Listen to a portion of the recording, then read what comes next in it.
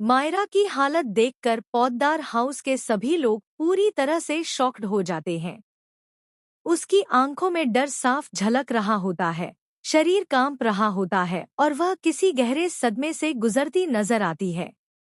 जैसे ही अरमान और अभीरा उसे घर के अंदर लाते हैं, पूरे परिवार का माहौल अचानक भारी हो जाता है। हर किसी के मन में एक ही सवाल होता है, आखिर मायरा के साथ हुआ क्या है? घर के सभी लोग मायरा से सवाल करने लगते हैं, लेकिन मायरा घबराई हुई आवाज में सिर्फ इतना ही कहती है कि उसे अभी किसी के सवालों का जवाब नहीं देना है, उसे सिर्फ अपनी मम्मा चाहिए।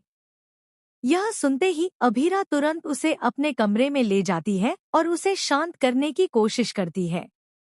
मायरा अभीरा से लिपटकर फूट फूट कर रोने लगती है, जिससे साफ हो जाता है कि मामला बेहद गंभीर है। वहीं दूसरी तरफ मुक्ति पूरे परिवार को सच बताती है कि मायरा पिछले कुछ दिनों से किसी साइको स्टॉकर के निशाने पर थी। यह सुनते ही घर के सभी लोग दंग रह जाते हैं।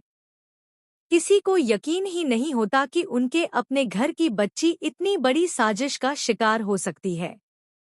लेकिन असली झटका तो अभी बाकी होता है। अरमान का गुस्सा अब 7वें आसमान पर होता है। वह तुरंत माधव के पास जाता है और उनसे मदद मांगता है। वह कहता है, पापा, अब यह सिर्फ एक पारिवारिक मामला नहीं रहा। यह हमारी सुरक्षा का सवाल है।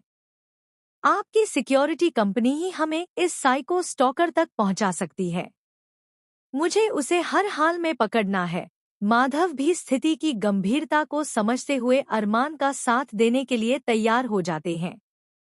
लेकिन कहानी में सबसे बड़ा ट्विस्ट तब आता है जब माधव अपनी टीम के जरिए स्टॉकर की लोकेशन ट्रेस करवाते हैं।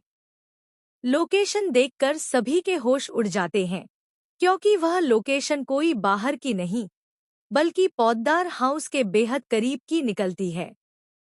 यानी स्टॉकर कोई बाहरी नहीं, बल्कि कोई ऐसा है जो घर के आसपास ही मौजूद है।